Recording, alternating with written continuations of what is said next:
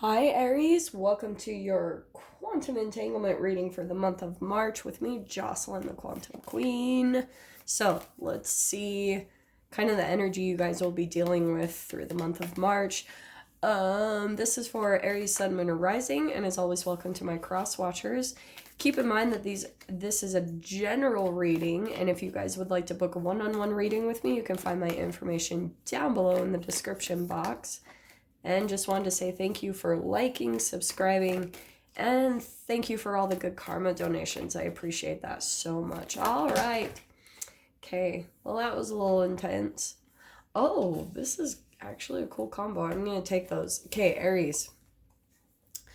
This is going to be and it's actually kind of perfect because by the end of March, we're moving into your sign. So I feel like, I don't know, just by the end of March, things might be a little bit crazy for you right now with just the whole Pisces energy and just with, Mercury retrograde in Pisces. And it's like, this might be a little bit out of your own element, like just things that are coming up for you. And so you're kind of like going within, trying to find your fire again, because you're like diving into elements that you're like, I don't really want to be in this.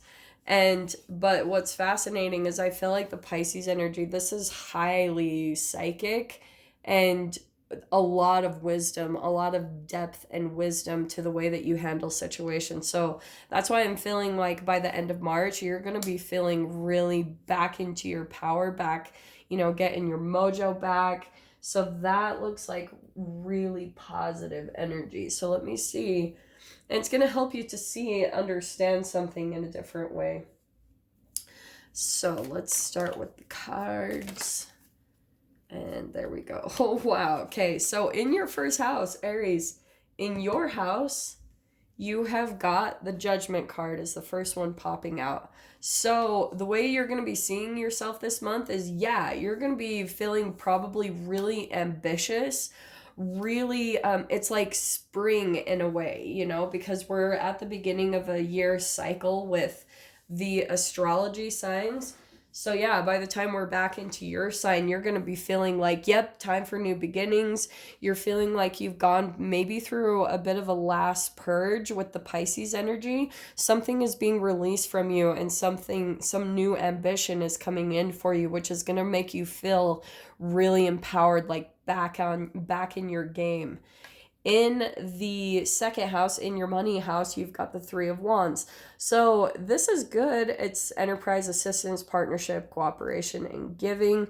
So I feel as though in your second house, when it comes to money, you're putting a lot of intentions out there. That is the law of attraction card to me. But you could be waiting on something. Like maybe you're waiting for an opportunity or you're waiting. But to be honest, the way I see it, during this Mercury retrograde, just kind of wait things out.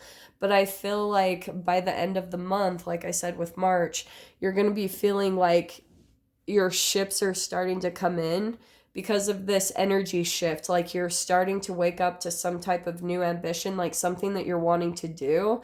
And so now it's gonna like be a return of your own energy, you feeling confident about the direction that you want to go in your third house. That was kind of cool. Those are switched. So you've got Two of Pentacles in your third house. This is the house of communication. So you could be communicating with someone and you're having to make a lot of decisions this month. You're balancing things. Some of you actually could be talking to someone who is not really committing. They're kind of like on the fence.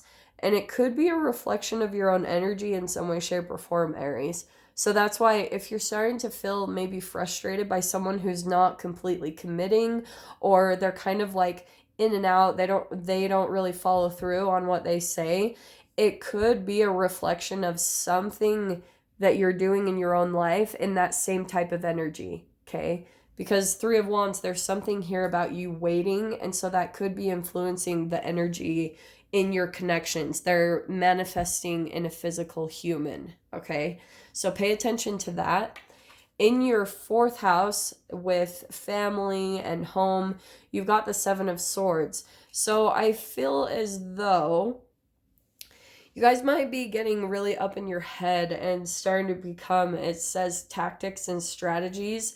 I feel like you're if people are reaching out to you, especially if you're dealing with family members, you might be thinking that they have ulterior motives, and you feel like when you're around them you can't really relax. You have to like be on your game, and you're constantly like strategizing. It's like a chess game. Like it's, and this doesn't have to just be family, this could be people that almost feel like family. But there's something here about like maybe shifting that energy, maybe going and spending time by yourself, because you're getting a little too much up in your head, Aries, just with how you're dealing with people. How, I just feel like you're a little bit more tactical about how you're handling um, people, not, but it feels like closer connections. Like I was saying, people that feel like family, but we'll dive into more details on that. In your fifth house, and look at that, we've got the 5 in your fifth. You've got the 5 of Cups. So I feel as though this is creative endeavors, like creative expression, hobbies, sports, or love affairs. You might be overlooking the positives. This could be some self-pity, regret, loss, some disappointment. And it's kind of like you have to shift your perception and start looking at everything that's going really good in your life. Like I've been telling people something that's really been helping me. I've been watching this channel called Emily Hayward. It's a girl that documented, like, she was way too young. She had cancer, and she did a vlog about her journey through it, and she passed away. And just her perception really put me back into that mode of like, oh my gosh, I do not have anything to complain about. Life is so short, and just look for the beautiful things in life, and live it, maybe even if not for yourself, just for other people that aren't able to live it to the fullest. So look for the positive, look for what's going right, and start putting your attention in that direction, because I feel like something huge is going to shift there and bring out some type of new energy. So we'll dive into that as well. In your 6th house of diet and nutrition, I think that you guys could be going through, like, you're committing to something. Okay, you're finding some type of connection in something, unity, okay, partnership. It could be another person, and it could be like when it comes to diet and health, maybe you're finding someone who's into the same exact things that you are, and you have someone to like relate with on that level. Like for me, I haven't really come across many people that have done 30 plus day water fasts, and I have recently. So I feel like there's new connections that are coming in with this Aries New Year energy, and it's pulling you out of old things. This is a lot of like rebirth energy with that coming out as your first card. So these are going to feel like new connections, pulling you out of some type of like cave, maybe even out of hibernation, Aries. And now you're starting, like when it comes to partnerships, now you're using not so much your head, but more of your intuition on how to navigate through the connections, okay? A lot of wisdom here. In your 7th house, yeah. So this is partnerships, contracts. Something's going to come to an end, some type of a partnership, a friendship. That can be marriage. Some of you guys might be getting divorced and finalizing things in that way. Or it could just be like a contract is coming to an end. I've seen that recently too. Like I just ended a lease, my place in Mexico. That's done. So you guys could be going through something similar, because it's almost like you're going through a clean out right now. Things are being cleaned out to make way for this rebirth that you're going through, just like new stuff that's coming into your life. In your 8th house, there he is. I didn't see him for the past couple signs, but the Knight of Pentacles, he's been coming out on in almost everyone's read. But when it comes to, because this is the Scorpio house, and it's funny that the Scorpio card's right there, but this is death, sex, transformation, taxes, things I feel like are moving slow when it comes to the things that you're wanting to transform.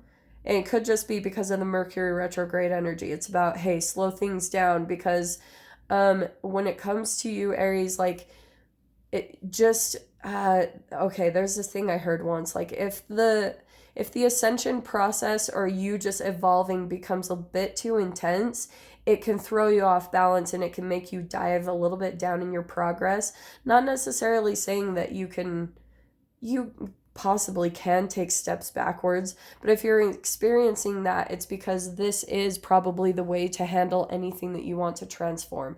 Take it very slow, because I feel like you're almost needing to adjust your energy as you move into these new beginnings. Okay, you need to make adjustments vibrationally, because you're still pulling out of this Five of Cups feeling some type of disappointment. So that's why I take it really slow, because I feel like you're still emotionally letting go of some things and getting ready for the new. So a lot of it is having to happen in the mind as well when it comes to your partnerships and just leaving old things behind. There's a huge transformation happening just right there, taking it really slow. When it comes to your mental exploration and travel, again, you've actually got a lot of like Pisces energy. So I feel like there's just a lot of stuff happening for you emotionally this month and more intuitively. Like you're receiving new, I feel like you're not really researching into things. You're more maybe into the esoteric way of life. Like you're more into spirituality and you're exploring spiritual teachings and stuff. Or you're just diving more into your intuition, like learning how to listen to it better, learning how to stay more connected to your higher self. And that's what's helping you feel like you can navigate through some different energies, is just really tapped into who you are and your own truth, okay? In your 10th house, yeah, this is the house of your careers. So, yeah, the more that you focus on yourself and taking care of yourself, you're going to have some type of abundance or something. Again, it could be connected to this new ambition and purpose, but this is either birth, actual physical birth for you guys, becoming a little bit more motherly or nurturing in the way that you handle your career.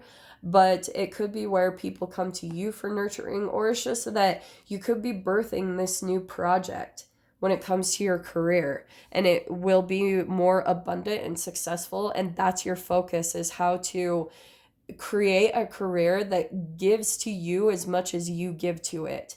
That really beautiful like reciprocity within the career for yourself. And that's where I feel like you should focus on putting your energy. And you will find that the more that you take care of yourself, you'll naturally attract, like for me, for instance, I'll say this really briefly.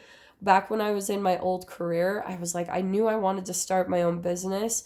And so it was really crazy, because once I changed my name, energetically, I started being attracted to healthier foods, making changes in my diet. And as that happened, I started moving away from my job at that time, the career that I was on. And I was like wanting to be more of an entrepreneur, my own boss. And that happened the deeper that I got into taking care of myself, that self-care and transforming, that started to manifest more in my life. So that's why I always emphasize, taking care of your body, your mind, your spirit, your emotions, because that's going to bring about really magical manifestations and powerful, abundant things into your life.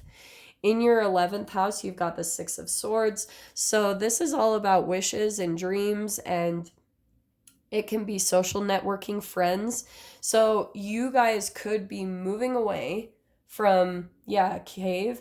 You could be intuitively picking up on there's certain people in your social networking environment that you need to move away from, that they're not like the best entangling energies to be entangled with.